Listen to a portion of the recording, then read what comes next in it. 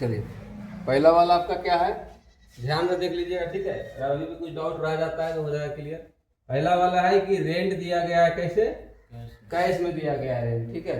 Rent clear है कि एक प्रकार का एक्सपेंस है, ठीक है। और expense according to nominal account debit side जाता है, ठीक है। तो रेंट गया आपका डेबिट साइड। रेंट दिया कैसे गया है, कैश में। कैश एक प्रकार का संपत्ति है और कैश जा रहा है, इसलिए वो क्रेडिट साइड है। क्लियर है यहाँ तक के। दूसरा वाला है इलेक्ट्रिसिटी बिल। बिल हम सभी जानते हैं कि बिल हम जब जमा करते हैं तो बिजली का बिल हो, पानी का बिल हो, या स्कूल का फीस हो, या जो भी हो, किसी भी प्रकार का बिल हो, उस सबका सब एक प्रकार का खर्च कहलाता है। खर्च अभी अभी हम देखते हैं कि according to nominal account to debit side जाता है, ठीक है। उसके बाद बिल जमा कैसे किया गया है, तो कैश में जमा किया गया है, ठीक है। तो आपका कैश हो गया क्रेडिट साइड, क्योंकि कैश जो है हमारा कंपनी से, हमारा बिजनेस से जा रहा है, ठीक है। तीसरा है कि इंटरेस्ट दिया गया, यानी ब्याज दिया गया। अगर कंपनी ब्याज पर पैसा लिया है तो उसका ब्याज का भुगतान करता है। ब्याज एक प्रकार का खर्च कहलाता है। और अभी अभी हम देखे हैं कि जो प्रकार का खर्च है वो किधर होता है, डेबिट साइड होता है, ठीक है। तो ये आपका डेबिट साइड गया है। ब्याज दिया कैसे गया है, कैश में दिया गया है। यहाँ पर कोई एक चेक यूपीआई का जिक्र नहीं है, ठीक है, इसलिए कैश में जाएगा। अगला है कि कंपनी जो है कुछ फर्नीचर खरीदा है, ठीक है। 30-35 हजार का कंपनी जो है खरीदता है फर्नीचर, तो फर्नीचर जो है कंपनी का क्या कहलाता है, एसेट्स कहलाता है। और अभी हम देखे हैं कि एसेट्स क्या होता है, रियल अकाउंट में आता है।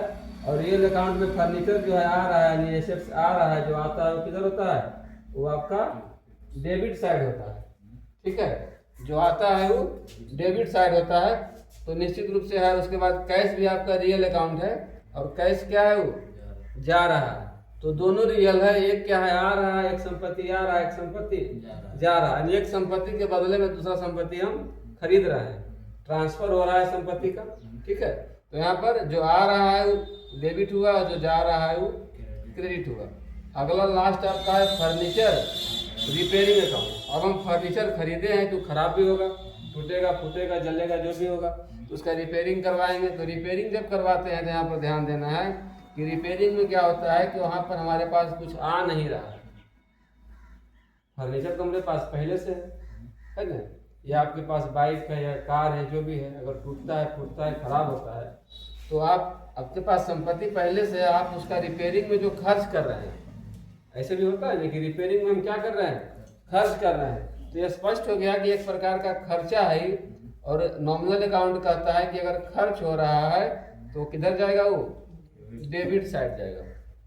और जो खर्च का जो भुगतान कर रहे हैं हम कैसे कर रहे हैं, कैश में कर रहे हैं, ठीक है। तो कैश हमारे पास से जा रहा है। अब मिस्त्री को पैसा दीजिएगा तो पैसा आपके पास से जेब नहीं करेगा, है ना। तो क्लियर है। तो यहाँ पर कोई प्रकार का डाउट नहीं है पाँचों में। अगर अभी भी आपको लग रहा है कि नहीं यहाँ पर कुछ डाउट रह गया है समझने में, तो बता दीजिए, क्योंकि आपका अभी एक्सरसाइज जो है क्या चल रहा है, एक्सरसाइज आपका ये दूसरा है। हालांकि टैली का ही 6ठा क्लास है जी, 5 क्लास हो गया है। हम डेली वीडियो भी डाल रहे हैं, क्लास 5, क्लास 3, क्लास 4 करके डाल रहे हैं। तो टैली का यह 6ठा क्लास है, और 6ठा क्लास में आपका ये दूसरा एक्सरसाइज है, ठीक है। इसमें एक दिन छुट्टी भी हुआ है, छुट्टी को छोड़ दीजिए, यानी 4 दिन आप थ्योरी पढ़े हैं इसका, नहीं 4 दिन नहीं, हाँ 4 दिन पढ़े हैं, और 2 दिन आपका एक्सरसाइज चला। उस 2 दिन का एक्सरसाइज में क्या होगा कि 2 एक्सरसाइज में आपका 3 से 4 दिन गया है, नहीं गया है। आज दिए, कल फिर सॉल्व हुआ, फिर कल दिए, फिर वो परसों सॉल्व हुआ। इसमें समय ज़्यादा नुकसान होता है। तो अभी स्टार्टिंग है, अभी कोई दिक्कत नहीं है, फिर भी कोशिश करेंगे कि पर डे कम से कम 1 या 2 एक्सरसाइज पर डे आपको निकालना चाहिए, ठीक है। इस तरह से आपका जो है सॉल्यूशन होगा। आज इसको हम दिखा दिए हैं, ठीक है ना। अब कोशिश करिएगा कि आगे जो है कंटिन्यू 1 एक्सरसाइज पर डे जो है चले। अभी तो मान लीजिए आपका 5-20 में ट्रांजेक्शन है, आगे हो सकता है कि आपका 10 ट्रांजेक्शन हो, है ना। एक एक्सरसाइज में 10 ट्रांजेक्शन या 15 ट्रांजेक्शन ऐसे हो सकता है। तो लंबा लंबा एक्सरसाइज रहेगा थोड़ा सा, ठीक है। तो आज हम लोग यहीं रखेंगे। आज आप लोग क्या करिएगा इसमें कि पर्सनल अकाउंट, पर्सनल कर रहा है एक्सरसाइज 1, एक्सरसाइज 2 जो सॉल्व हो गया है उसको घर में बढ़िया समझ लेना है। उसके बाद जो भी लिखाया गया है रियल अकाउंट, पर्सनल अकाउंट और नॉमिनल अकाउंट, उसका परिभाषा और उसका गोल्डन रूल, ये जब तक कंफर्म नहीं करिएगा अब तीसरा में बढ़ने पर फिर दिक्कत हो जाएगा। क्या कि तीसरा एक्सरसाइज जो है थोड़ा सा हार्ड रहेगा, है ना। पहला दूसरा थोड़ा सा आसान था, अब धीरे धीरे हार्ड होते जाएगा एक्सरसाइज। तो अब जब तक कि आपका नंबर 1 नंबर 2 नहीं समझिएगा, आपको नंबर 3 एक्सरसाइज नहीं, अब हम लिखा दिए बोर्ड पर, हम ही बना दिए तो हाँ में हाँ मिला दिया, कोई फायदा होगा उससे? कोई फायदा नहीं होगा उससे, जब तक आप खुद से एक्सरसाइज सॉल्व नहीं करिए। अभी तक आप लोग 1-2 ट्रांजेक्शन अपने सॉल्व नहीं किए, 10 हम बता दिए ना। फिर कल पूछेंगे तो रियल के बोलिएगा पर्सनल, उसके बाद कहिएगा नॉमिनल, तो ओकरा से कोई फायदा नहीं है।